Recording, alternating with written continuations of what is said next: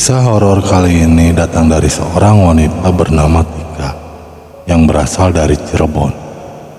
Kala itu Tika menceritakan tentang perjalanannya beserta teman-temannya yang sedang berlibur ke kota Bandung, tepatnya di daerah Lembang, Jawa Barat. Sialnya di perjalanan, Tika bersama rombongan dihantui sosok mantu setengah badan, tepatnya di Cadas Pangeran, Sumedang. Cerita berawal saat Tika beserta teman-temannya janjian untuk bertemu di rumah salah satu teman, yaitu rumah Mbak Tini dan Mas Tono, sepasang suami istri teman yang dengan senang hati memfasilitasi liburan mereka. Akhirnya mereka berencana berangkat saat tengah malam, sekitar pukul 24.00 waktu Indonesia Barat. Dengan perkiraan mereka akan tiba jam 5 subuh di kota Bandung. Saat itu mereka tidak menggunakan jalan tol untuk keberangkatannya, karena pada tahun 2004 tol Cipali belum bisa digunakan dan masih tahap pembangunan. Posisi duduk saat keberangkatan adalah Mas Tono dan Mbak Tini berada di depan. Di deret kedua ada Tika beserta dua teman yang lain.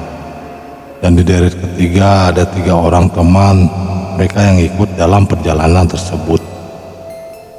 1 jam lebih perjalanan pun berlalu. Mereka dengan asik bercakap di dalam mobil. Namun tak lama kemudian hanya tersisa Mas Tono yang menyetir, temani sang istri Mbak Tini dan Tika. Karena teman-teman yang lain tertidur saat perjalanan itu. Saat itu Tika sudah merasakan hal yang aneh. Biasanya dia sangat mudah tertidur saat dalam perjalanan, tapi Tika masih belum mengantuk pada saat itu. Tak lama kemudian kendaraan mereka pun sampai di perbatasan antara Sumedang dan Kabupaten Bandung, yaitu Cadas Pangeran. Saat itu keinginan Tika sangat kuat untuk melihat Cadas Pangeran saat malam. Namun Mas Tono dan Mbak Tini tidak menyadari jika Tika masih tersadar dan belum tidur. Saat itu kondisi di dalam mobil sangat sunyi. Tika pun berpikir Mas Tono dan Mbak Tini sedang berkonsentrasi melihat jalan. Saat sedang melintasi jalan Cadas Pangeran, saat itu kondisi jalan agak ramai. Di depan dan belakang mobil yang Mas Tono kendarai masih ada mobil yang lain. Akhirnya Mbak Tini menoleh ke belakang dan menyadari Tika belum tertidur. Loh, gak tidur kamu Tika? Nanti mual loh. Ini jalannya lumayan naik turun, terus banyak belokan, kata Mbak Tini. Nantilah Mbak, bentar lagi. Aku mau lihat pemandangan Cadas Pangeran. Waktu malam kayak apa ya? Sahut Tika menjawab. Akhirnya Tika pun melanjutkan melihat pemandangan sekitar Cadas Pangeran.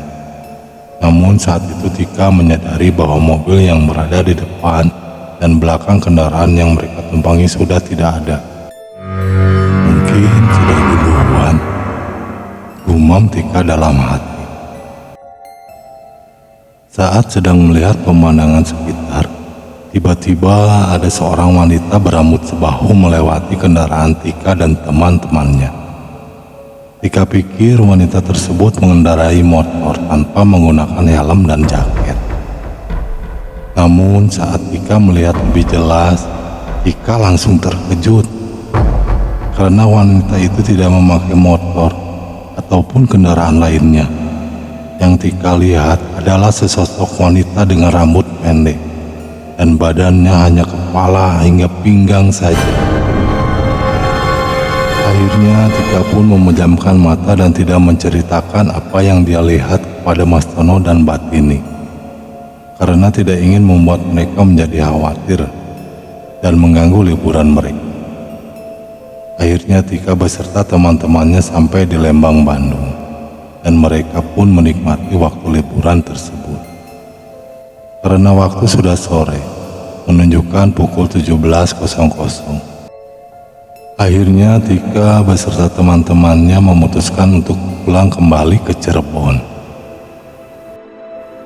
Saat dalam perjalanan pulang, posisi Tika sekarang duduk di belakang karena tidak ingin melihat kejadian seperti saat Tika berangkat ke Bandung. Tika memaksa ingin duduk di belakang saja. Pada saat itu Tika tertidur, namun tepat pukul 17.50 Tika terbangun dan semua teman-temannya masih dalam kondisi tertidur, kecuali Mas Tono dan Mbak Tini yang memang sedang fokus memperhatikan jalanan. Akhirnya perasaan Tika sudah mulai tak enak. Tika merasa diyakini sudah sampai di Cadas Pangeran. Ternyata betul saja. Saat Tika melihat keluar jendela terpampang landmark dan kota tersebut dengan tulisan Cadas Pangeran. Tika merasa tubuhnya lemas sekali, perutnya sangat mual, dan akhirnya dia muntah di dalam mobil. Dalam perjalanan pulang ke Cirebon, Tika terus merasa tidak enak badan dan tak berhenti mual muntah. Hingga Tika sampai di rumah dengan kondisi dipangku oleh beberapa temannya karena kondisi Tika yang sangat lemah. Tika pun menceritakan apa yang terjadi pada dirinya selama perjalanan ke Bandung kemarin pada keluarganya. Dan betapa kagetnya keluarga Tika mendengar penuturan Tika tersebut, karena kejadian aneh pun mereka alami saat Tika tidak ada di rumah. Saat itu Tika yang diketahui memang tidur bersama neneknya, tidak berpamitan kepada sang nenek saat hendak berangkat ke Bandung. Karena saat itu neneknya memang sudah tertidur sekitar pukul 03.00. Nenek Tika terbangun dan melihat Tika sedang menggunakan laptopnya di atas kasur dengan membelakangi sang nenek. Diketahui pula di kamar tersebut memang ada 2 ranjang yang hanya dibatasi oleh meja tempat kerja Tika saja. "Dok, kamu jam segini kok main laptop? Mana gelap pula. Cepat tidur, Dok," kata nenek Tika. Saat itu ucapan nenek Tika terdengar oleh ibu Tika yang kebetulan sedang ke kamar mandi. Kemudian ditimpali olehnya.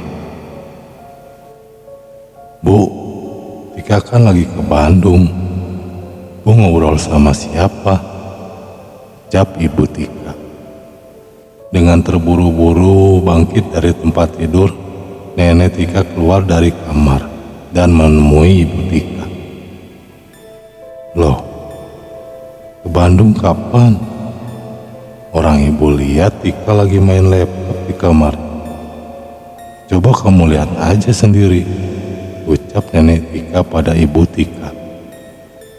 Akhirnya setelah kejadian tersebut, Tika menyadari persamaan Tika dan hantu yang dilihatnya di Cadas Pangeran, yakni mereka berdua sama-sama memiliki postur yang sama, serta potongan rambut yang sama juga. Pada malam itu pula Tika seketika langsung ingin istirahat dan melupakan apa yang terjadi pada dirinya.